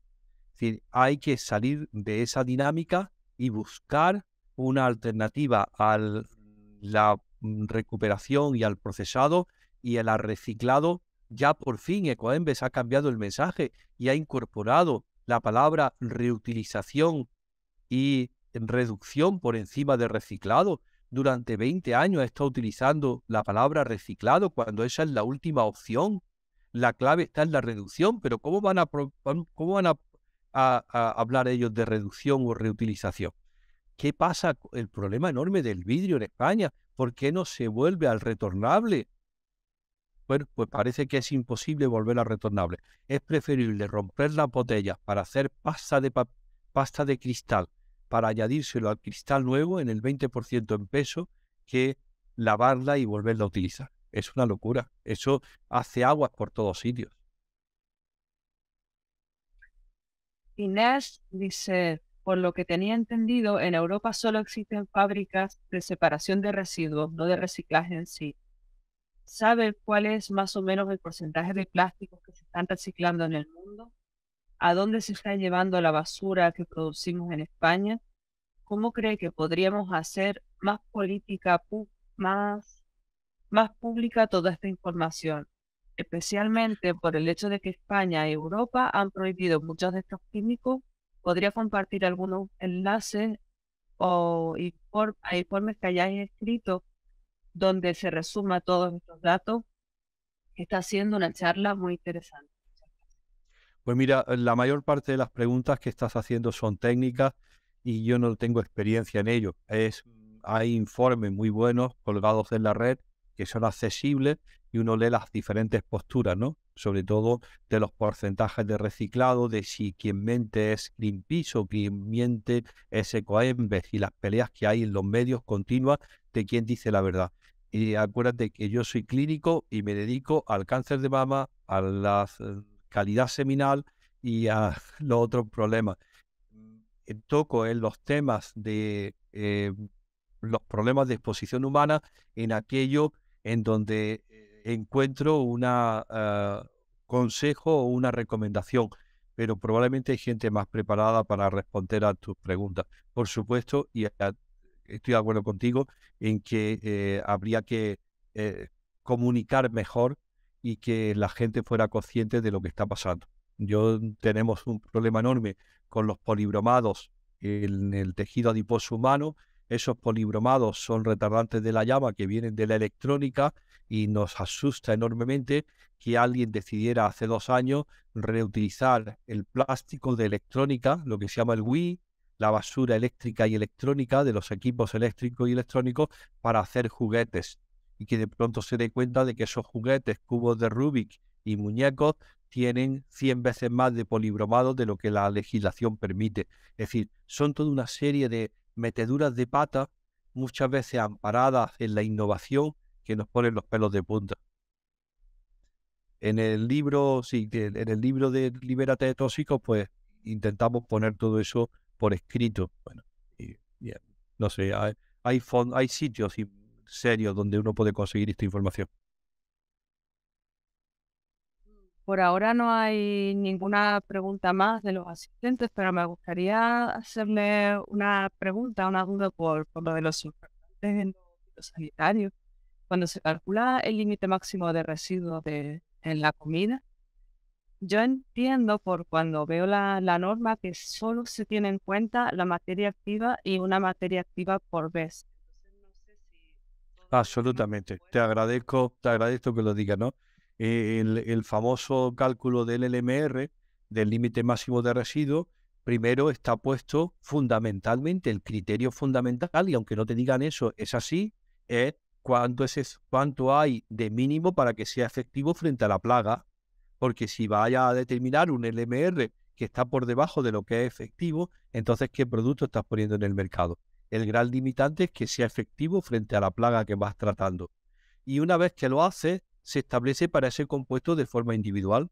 Mirad, en España actualmente, en el último informe del 21, solamente el 2% de lo que consumimos tiene algún residuo por encima del LMR. Bien, pero, niña, el 40% tiene uno o más residuos dentro de la legalidad.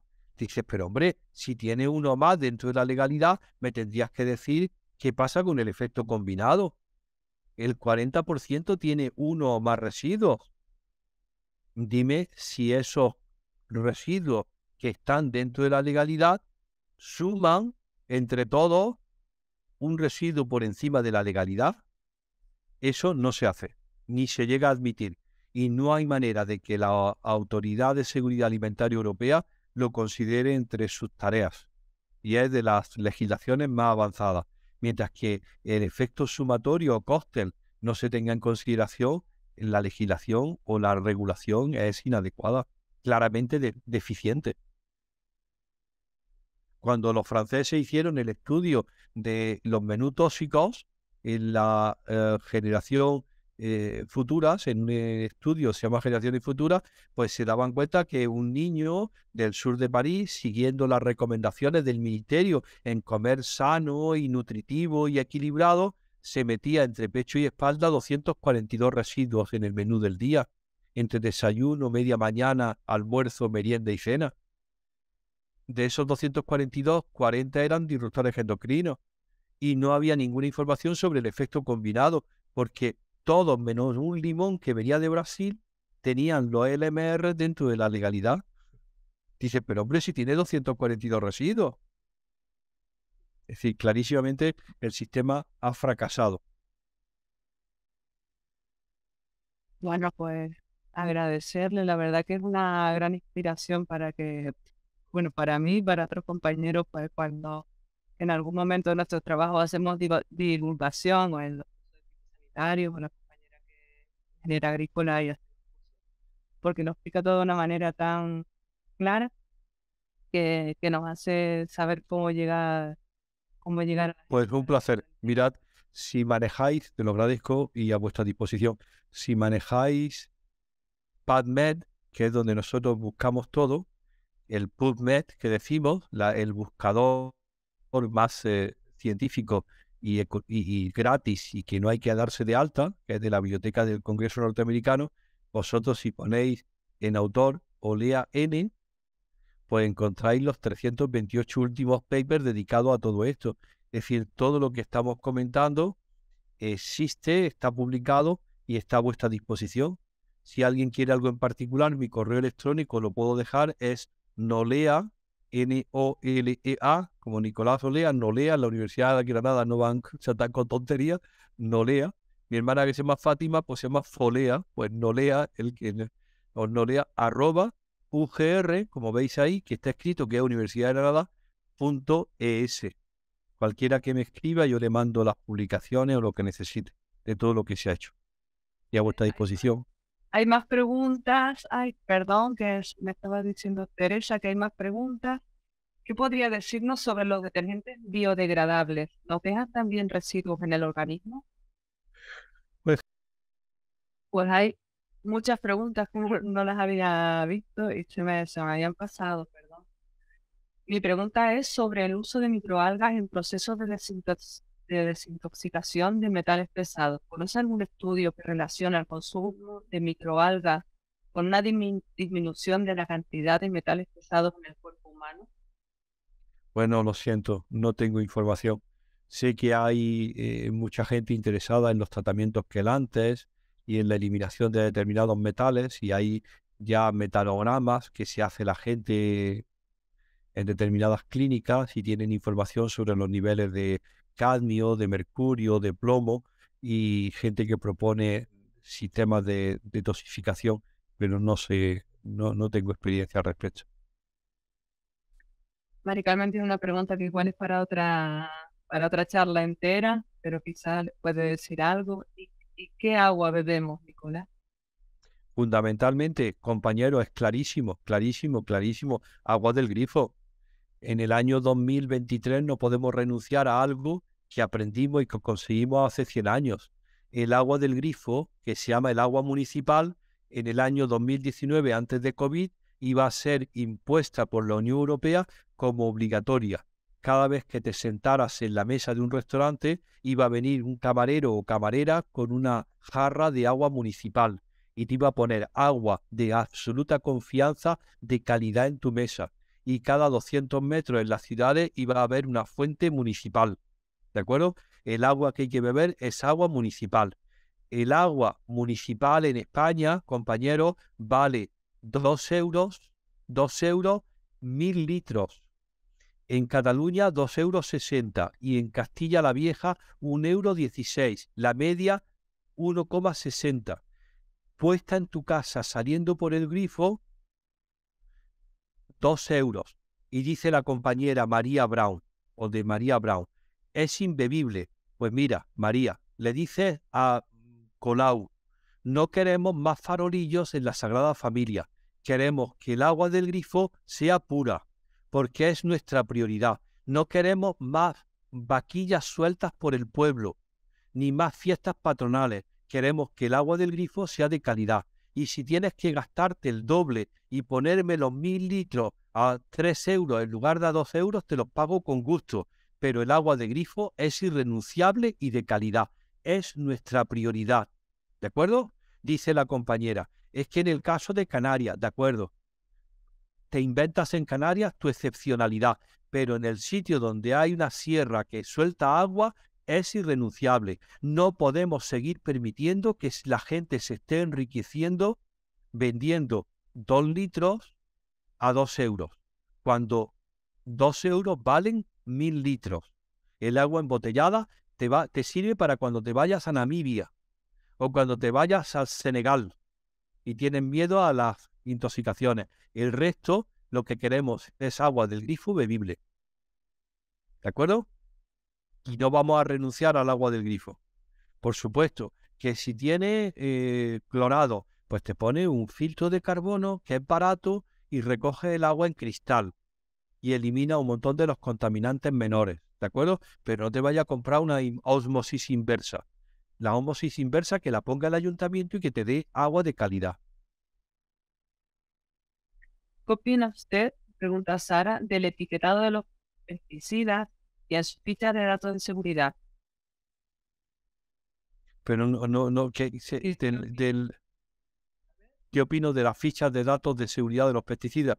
Y del etiquetado, de cómo se etiquetan. No lo sé, no lo conozco bien, lo siento. No tengo conocimiento del empleo profesional, ¿no? Nosotros sabemos de los pesticidas en la orina de las niñas de 7 años, en las tetas de las mujeres de 43. ¿De acuerdo? Sabemos de clínica. No sabemos de residuos de pesticidas en alimentos, nada más que lo que nos cuentan. Nosotros medimos en el tejido adiposo, en la grasa y en la orina. Y están, compañeras, todos. Hay algunas fichas de datos de seguridad, porque últimamente lo he tenido que estudiar, que directamente dice que no hace falta poner filtros. Hay fichas de datos de seguridad de glifosato que te dice que no hace falta ponerte un filtro para proteger las vías respiratorias. Solo que eso existe. De acuerdo, de acuerdo. Tiene sus días contados, ya lo sabemos todo. El glifosato tiene sus días contados y hay una resistencia numantina por parte del vendedor para mantenerlo. Pero está en la guillotina de la ECA, de la EFSA y de todas las oficinas europeas, porque es insostenible. Y lo alargarán tanto como puedan y el día que lo supriman, porque ya hay evidencia suficiente, según ellos, nadie querrá hacerse cargo de la factura sanitaria que tendría que pagar. La impunidad que se llama. Para cada uno de los pesticidas que se prohíbe, hay siempre una impunidad enorme, porque se prohíbe y dice, es que no lo sabíamos, ahora que ya sabemos que es tóxico, lo quitamos. ¿Qué nos puede decir de los desodorantes? ¿Qué precauciones debemos tomar con respecto a ello? Pues mira, como no está en la clase de los cosméticos, los desodorantes se incluyen dentro de la categoría de cosméticos y productos de cuidado personal. En la clase siguiente que tengamos y que me invitéis, hablamos de cosméticos. Hay toda una serie de componentes de los cosméticos que no nos gustan porque se absorben por la piel y son disruptores endocrinos. 8 talatos, 3 filtros ultravioleta, canfeno, oxicinamato y benzofenona 3, bisfenol A, nonilfenol y en varios componentes de los tintes. No nos gustan y estamos luchando para que se prohíban. El problema es que uno sabe si están en los cosméticos y los productos de cuidado personal, pero no sabe en qué concentración, porque perdimos la lucha. Los cosméticos no indican la cantidad, sino solamente tienen información cualitativa, pero no cuantitativa. No nos gusta, no nos gusta los determinados componentes de los cosméticos. El gobierno danés tiene listas muy interesantes sobre los componentes que debemos evitar, a pesar de que sean legales. En la exportación de algunos productos, como por ejemplo el pepino que sacamos de Canarias, se usa el plástico film. Sin él, el producto se deshidrata mucho durante el viaje y no llega bien a destino. Es un reto al que nos enfrentamos actualmente y no se ve solución, aunque igual la solución que se me ocurre es que no se compre pepino en el norte de Europa en invierno. ¿Qué le parece el tema? Pues fundamentalmente ha dado en la clave, ¿no? Si vas a comer de cercanía, pues no puedes comer pepino en invierno en Ámsterdam. Está claro que ese manejo de los productos del norte al sur y del este a oeste, pues es una locura, porque tiene un impacto ambiental enorme y un impacto en salud, pues también. Pero no puedo hablar del tema, no lo conozco, no conozco el mercado internacional. Probablemente, compañero, probablemente si tienes que seguir pidiendo pepinos en el norte de Europa, habrá un plástico mucho más inerte que el resto. Y tendrás que articular cómo ese plástico inerte que no le cede nada al pepino va a ser procesado y destruido una vez que llega a la casa en el norte de Europa. Es decir, a lo mejor lo que tienes que preocuparte es cuál es el ciclo del pepino y el ciclo del plástico. Hay cosas que son insostenibles. Uno no puede seguir recetando y recomendando kiwis ecológicos de Nueva Zelanda para que alivie el estreñimiento, porque eso será sano al ser ecológico y venir de Nueva Zelanda, pero ha hecho 22.000 kilómetros para llegar a tu mesa. Eso no es sostenible. Es decir, ese trijimaneje de los productos viajando a través del mundo, pues tiene un impacto ambiental enorme, enorme, pero eso lo sabéis vosotros mejor que yo, que la mitad de los que estáis asistiendo soy ingeniero. Preguntarme sobre los niveles de pesticidas en la orina o sobre la calidad seminal. Vosotros sabéis más que yo cuánto es el impacto y la huella de carbono de un pepino de Canarias a Ámsterdam. Lo que hay que poner, por favor, lo que hay que poner junto por primera vez, a ver, escuchadme, lo que hay que poner junto por primera vez es saludable y sostenible en la balanza.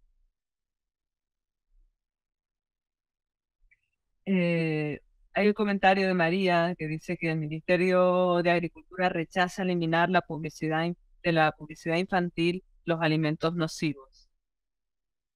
Hombre, imagínate que en los hospitales españoles se sigue poniendo la comida en bandejas de policarbonato, los bollitos metidos en papel de plástico y los vasos son de plástico, y que en los hospitales españoles sigue habiendo máquinas de vending donde venden bollicao.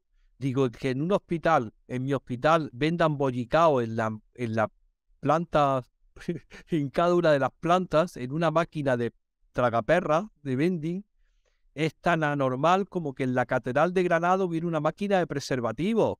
Va en contra de la filosofía misma de la casa. ¿Cuándo van a darse cuenta que eso no es posible mantenerlo? Que tienen que cuidar, educar a la gente, por lo menos cuando están hospitalizados. Dice, es que está en la concesión. Entonces siguen haciendo esas barbaridades y dice, pero bueno, alguna vez tendrá que... Bueno, Bueno, yo creo que ya, bueno, una pregunta que si es médica, ¿qué pasa con el hígado? ¿Acumula esos pesticidas? pregunta Sara. No, generalmente los pesticidas se acumulan en el tejido graso. Los llevas en el tejido graso visceral y en los tejidos grasos como la mama. Eso, los organoclorados persistentes o los bromados no de fácil metabolismo. Y en el caso de los perforados se ligan a proteínas. Generalmente el hígado acumula poco, no acumula pesticidas. Es el encargado del metabolismo una vez que se liberan desde sus bases grasas. Bueno, quedan algunos comentarios, pero bueno, ya estamos sobre la hora. Ya solo un minuto que lo podemos aprovechar para despedir la conferencia y nada, y volverle a agradecer. Y le está agradeciendo en el chat, ya lo ves. Dice Adela que en el menú de los hospitales dan jamón york y pavo ultraprocesado. Así es, de acuerdo. Que tiene un 43% de pavo y un 57% de algo que no se sabe qué es. Clarísimamente la comida de los hospitales y de la comida, fundamentalmente la comida comunitaria o como se llame de los comedores, hay que revisarla, ¿no? Algunas regiones de España, como las Islas Canarias, lo ha hecho de maravilla y Margarita Hernández ha montado más de 60 escuelas en ecológico, en consumo ecológico en Canarias y eso debería ser imitado en toda la península, ¿no? Sí. Bueno, pues nada, pues muchísimas gracias. Por favor, a vosotros, por vuestra paciencia y que supongo que al final es acción política y después acción personal de divulgación y de comentarios. Todo lo que hemos contado está a vuestra disposición y los papers, como nosotros decimos, las publicaciones científicas que los respaldan, están ahí hechas y enviadas hace años, ¿no? Gracias a vosotros.